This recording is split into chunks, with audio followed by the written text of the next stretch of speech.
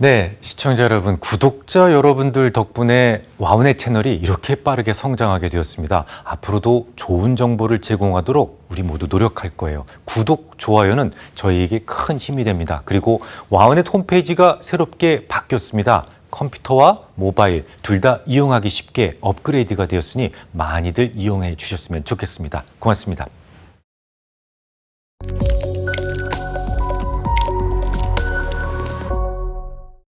안녕하세요. 대박천국 프리미엄 1부 황서연입니다.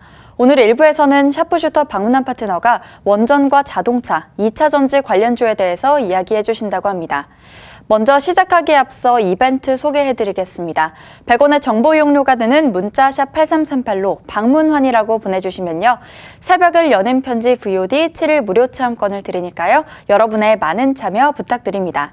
그럼 방문한 파트너의 스페셜 리포트 지금 바로 시작합니다.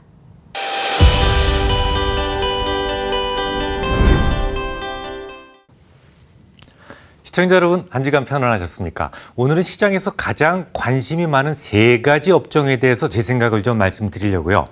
첫 번째 원전 관련주부터 시작하겠습니다. 요즘 매우 핫한 업종이죠.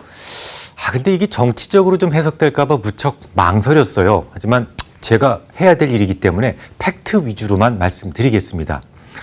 현 정부가 도읍구 대지진 이후에 원전 사고의 위험성을 알리면서 탈원전 정책을 펼친 것은 당시로서는 최선의 행동이었어요.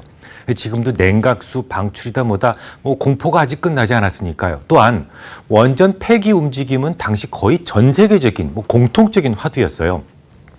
당시 미국도 원전 16기를 조기 폐쇄하겠다라는 발표를 했었으니까요. 원전의 직접 피해국이었던 일본은 물론이고 유럽에서도 영국을 제외하고 프랑스, 독일 그리고 또 캐나다까지 원전 폐기론에 대부분 동참했었죠. 특히나 독일이나 프랑스 같은 경우에는 자국의 영토 내에서 원전을 단 한 개도 남기지 않겠다라고 선언을 했었습니다. 물론 그런 생각들이 완전히 잘못되었다라는 것을 알기 전까지 그리 많은 시간이 흐르지 않았어요.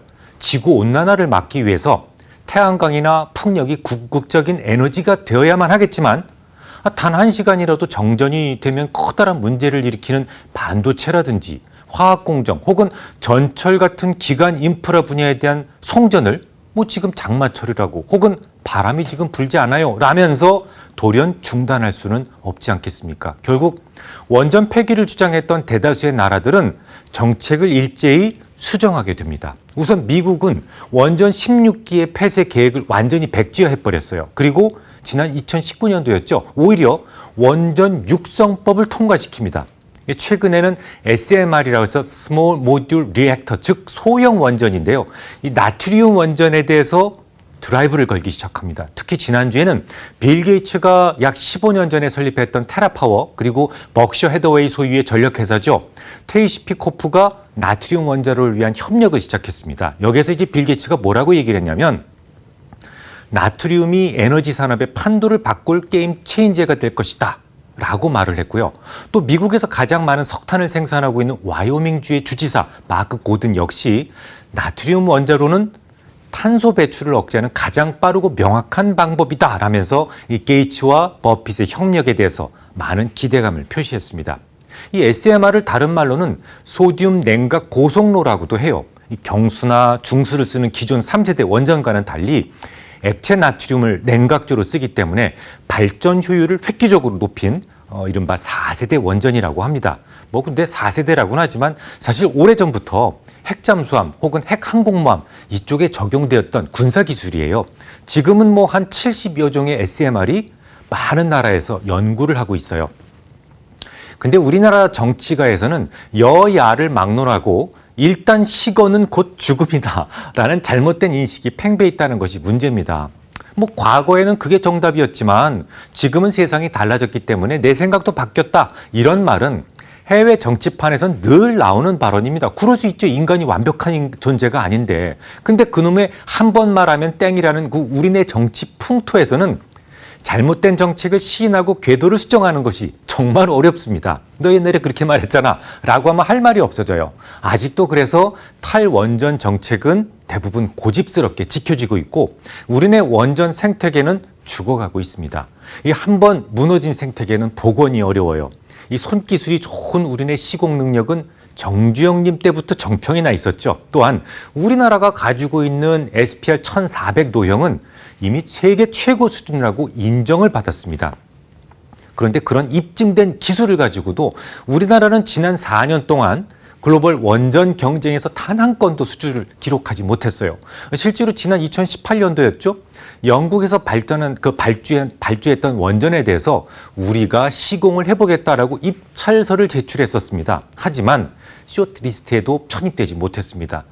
당시 영국 일간지에는 아니 탈원전을 선언해놓고 원전 시공을 수주하겠다? 라면서 노골적으로 비웃는 기사가 실리기도 했었죠.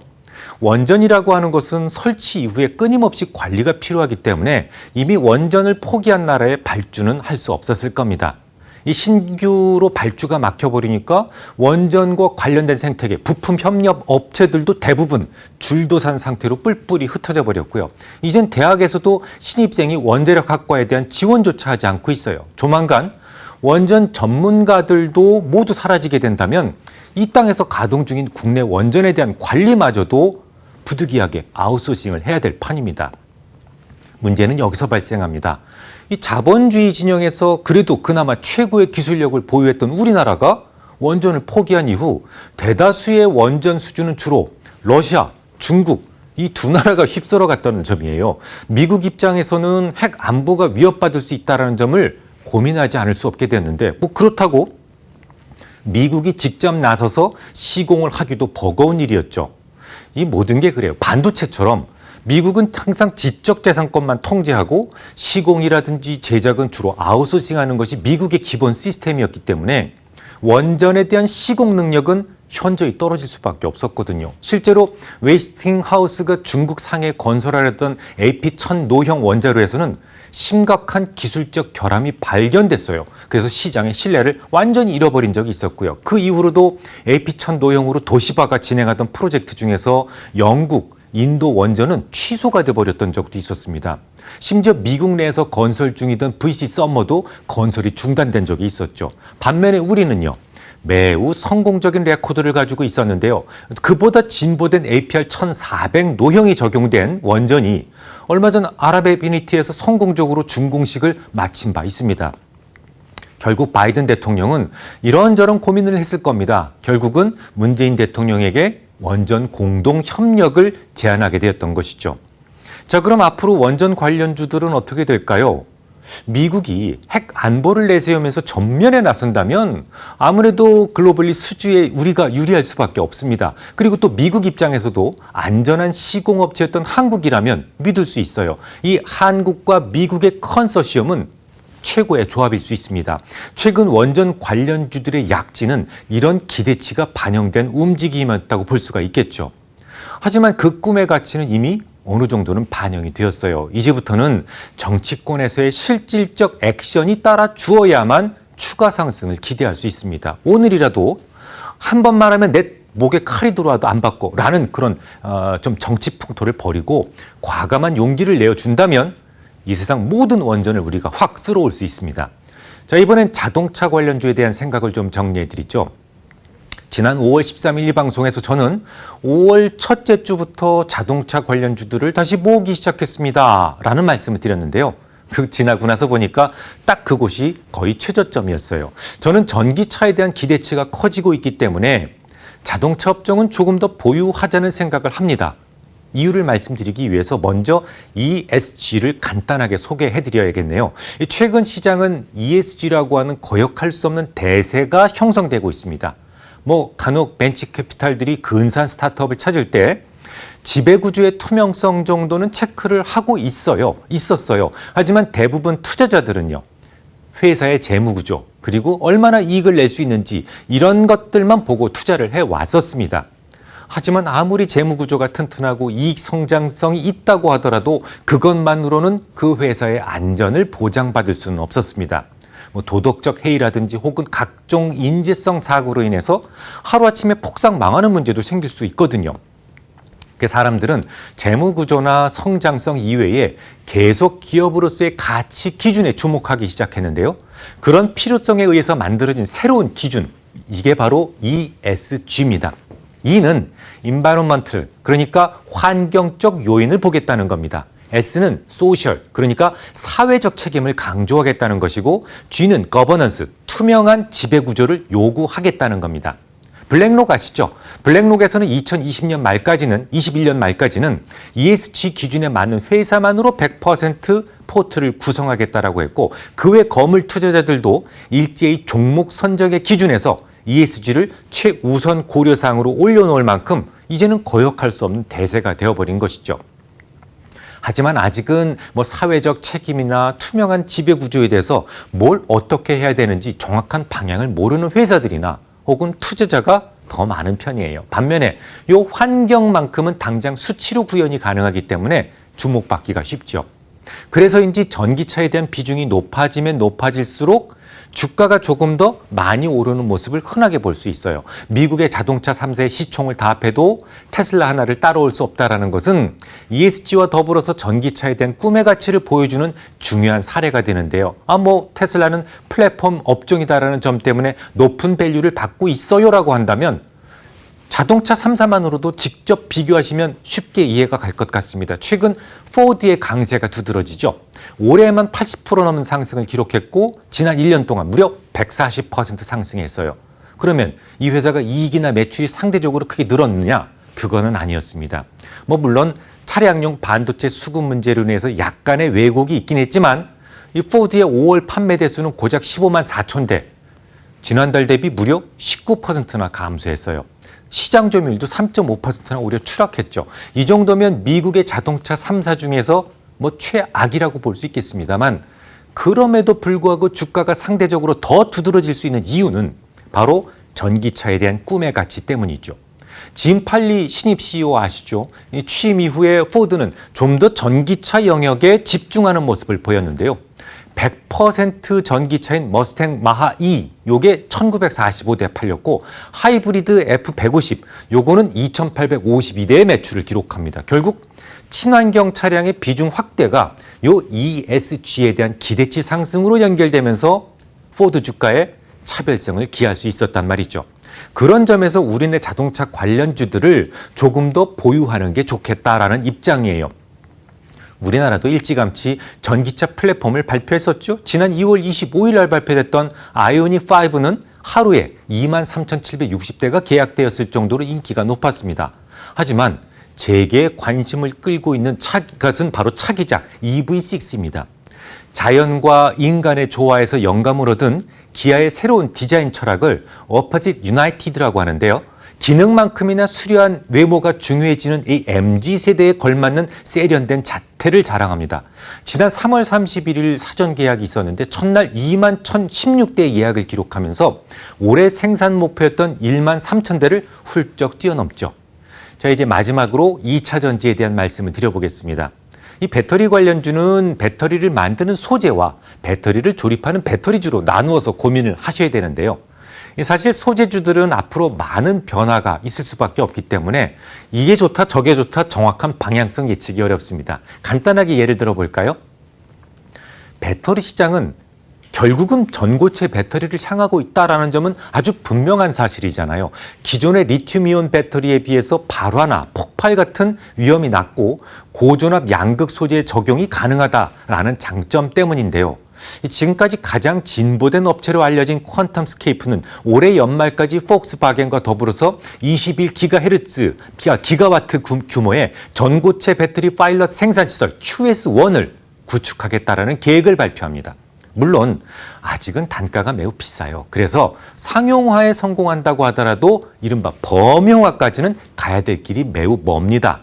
아직까지 극복하지 못한 단점이 오로지 가격뿐은 아니에요. 리튬 이온의 전도도가 떨어진다는 것과 더불어서 이 고체이기 때문에 전극과 고체 전해질이 이렇게 닿는 부분이 완전히 접촉되지 못한다는 치명적인 단점도 있습니다. 그래서 최근에는 이를 보완하기 위해서 하이브리드 전해질이 주목받기 시작했는데요. 유기물 그리고 무기물을 섞어서 젤 형태로 만든 이른바 반고체 전해질이죠. 이 정도만 말씀을 드려도 이 배터리 소재 분야는 이거 많은 변화가 생길 수 있겠구나라는 것을 직감하실 수 있을 텐데요. 그 변화에 순응할 수 있는 회사, 그렇지 못한 회사, 이 차이가 많이 벌어질 수 있다는 것은 우선 기억해 두셔야 되겠습니다. 그럼 이번에는 배터리 완성 업체에 대한 생각을 좀 정리해 드리죠. 2차 전지 시장은 계속 늘어날 수밖에 없는 구조라는 것은 설명이 필요 없어요. 가장 강한 시장은 중국이라는 점도 이미 말씀을 드렸습니다. 내연기관에서는 그다지 축적된 노하우가 없는 상황이었기 때문에 중국은 아예 시작부터 전기차에만 주력을 했었어요. 실제로 세상에 전기차 배터리가 10개가 만들어진다면 그중에 절반은 중국에서 수요가 되고 있다는 점 전혀 이상하지 않습니다. 하지만 안타깝게도 애국 마케팅 때문에 중국 시장에 대한 접근이 쉽지 않아요. 이 CATL과 BYD 딱 두 회사가 전체 시장의 71%를 석권하고 있고 이 비중은 매년 늘어나고 있습니다. 지금 우리네 2차 전지 회사 3개의 매출을 모두 합쳐도 CATL 하나의 회사 매출을 넘지 못하죠. 더욱 억울한 것은 우리네 배터리 3사는 아직도 이익이 변변한 수준이 아닌데요. 이 CATL은 10% 선의 영업이익률을 가지고 있어요. 그런 점에선 또 미국 시장도 마찬가지죠.